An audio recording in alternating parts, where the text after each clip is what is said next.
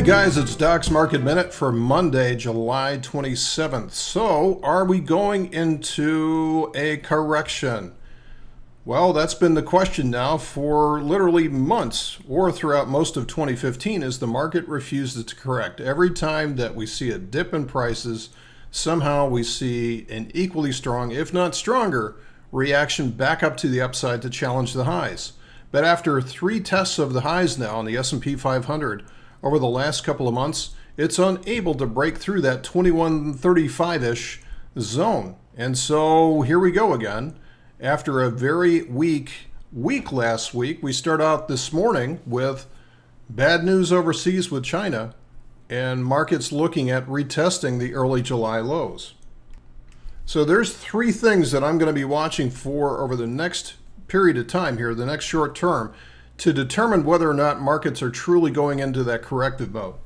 Now, first of all, when we define a correction, typically what we're looking at is about a 10% haircut or so, and I've got that defined on the S&P 500 as going down to maybe 1922 or so. All right, so that's typically a correction. Now, there's no law that says that it has to go down that far or that it has to either stop. If it keeps going down that point, it could go actually much lower than that if it wants to.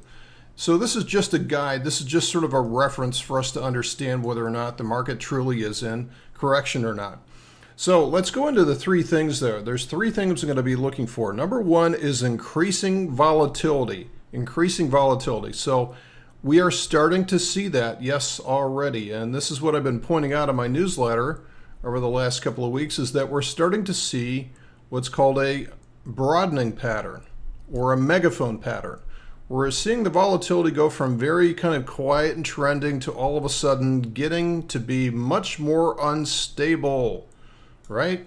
So it's not surprising if the price comes all the way down here to the 2040 area. And it's also not going to be very surprising to see an equally strong rebound coming off of here, even if it comes in the form of a lower high and rolls over again. So volatility from a realized basis, or what some call historical volatility, price volatility is what we're talking about here. That is definitely increasing, and this has been the trend throughout 2015 so far. Now, if we're option traders, we also care about implied volatility. So this is essentially what the forward-looking volatility that's being priced into the option change is. And to be honest, it really, throughout much of 2015, it's been very, very mild. We had some initial reactions back here around the end of the year, beginning of the year, as our average value was in the upper teens, but since then it's gotten to be very complacent, which is always a dangerous thing. Now, the recent pullback that we had, which was good for a few percent, did not even get the VIX up to 20%. So we're still in this land of complacency, and my concern here, or perhaps the opportunity, conversely, is going to be that the market usually has a massive overreaction to what's going on. And you can see in this case, last October, we got up to a VIX of about 30. So it wouldn't be surprising to see something similar to that if we do get into around that 10% correction land. So again, that October move was actually a 10% correction to the tick on the S&P futures. It didn't quite get there on the cash index. So that would be a big indication if we get above 20 and hold there that we're definitely heading for corrective territory. Okay, back to the price chart, and for my number two thing that I'm going to be looking for is that rallies do not sustain. We will see more than likely in the near future, in the next few months, we're going to see some very strong rallies. In fact, China is even going to see some strong rallies here, but they won't sustain. So my number 2 point is that rallies don't sustain. You'll see these face-ripping rallies, right, where we go a long way in a very short period of time. But what they should do is, if these are healthy rallies, what we'll see is some type of consolidation up here as the price hangs in there, consolidates, restores its energy for the next move, and then breaks out again. Markets that get up to highs and then immediately pull all the way back are not healthy rallies. And we've been watching this essentially throughout all of 2015 so far, is that every rally that comes up to the highs is being faded immediately back down. So although this seems like a great environment for something like a calendar spread in low implied volatility environments, it's actually a very difficult strategy to trade in this type of price action. So we have to match our strategy that we're going to use with options to what's actually going on in the market itself. So as long as this sort of thing continues, then we can expect to see that the instability will continue to keep winding up like this, and eventually we're going to see a release. Just like a boiler, if you put too much steam in there, put too much pressure, as all of this energy is, if it can't break out to the upside, then it's going to find the path of least resistance, which will be to the downside.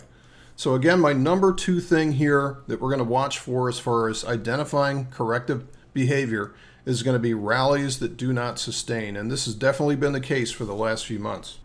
Okay, so let's go to number 3. Now, one of the things that I've been watching for some time now and been talking about is that ever since the middle of 2013, we have peaked in terms of the number of S&P 500 components that are actually above their 200-day moving average. So the 200-day moving average is just sort of a very rough, crude indicator to let us know whether or not a component is essentially trending up or trending down. If something's below its 200-day moving average, chances are, at least over the last few months, it's trending down. And right now we have about 51% of the S&P 500 is actually above their 200-day moving average, which in essence means 49% of the S&P is in sort of one form or another a bear market or a corrective pattern, which is not good. So the underlying health of the S&P right now is fairly poor. So why is the S&P all the way up near its all-time highs? I mean, it's still very close to the all-time highs. We're just only a couple of percent away from that 2135. Well, it's because we have monsters like that are just leading the market higher and are attracting all the capital, like Netflix is just going gangbusters. And then we have, of course, Amazon reported on Friday and went berserk, gapping up and moving about 100 points over its previous day close. And then we have, well, let's see, Apple is no longer, leading the market like it used to, but we have Chipotle is out there. We have Pricelines still going gangbusters. Facebook is still going. So we have stocks like this, like Tesla, that are just super strong right now. Of course, Google has been there. So we just have this handful of these huge cap tech stocks that are out there essentially keeping the rest of the market higher. There's also other sectors that are doing well, like healthcare has been doing very, very well for a long period of time. And obviously sectors like biotech have been doing great for a long period of time. They've really been helping keep the market propped up there. So the question is, and this is my number 3 point, if the leaders start to falter, if the Amazons and Googles and biotechs of the world start to falter, then there's going to be nothing left to prop this up. And we're going to have a very, very quick vacuum to the downside. Right? So we're going to see a very similar move to what we saw in 2011. So let's go back to the S&P 500 and kind of pull this all together. All right. Number 1, volatility increasing. Check. We're starting to see that.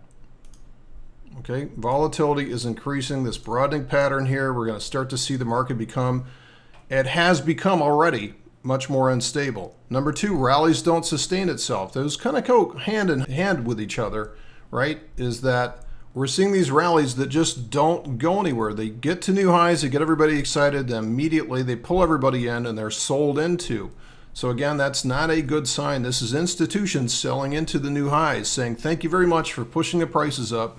We will distribute you all the inventory that you want so that you can be a bag holder and own at the highs. And then number 3 is that if the leaders start to falter, if those stocks like Amazon and Google, if these are the highs, if these start to fall back down again and fill their gaps and stuff like that, then we will very quickly see that 10% haircut. And again, the analogy here is very similar to what we saw back here in 2011. So this is a very similar pattern to what we saw in 2011, where we saw volatility starting to increase.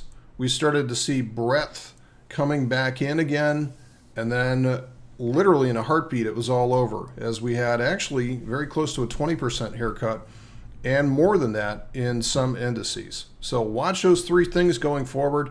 And tomorrow I'll probably talk about China and the path that China is going to be taking here in the near term. Thanks for listening, folks. We'll see you tomorrow.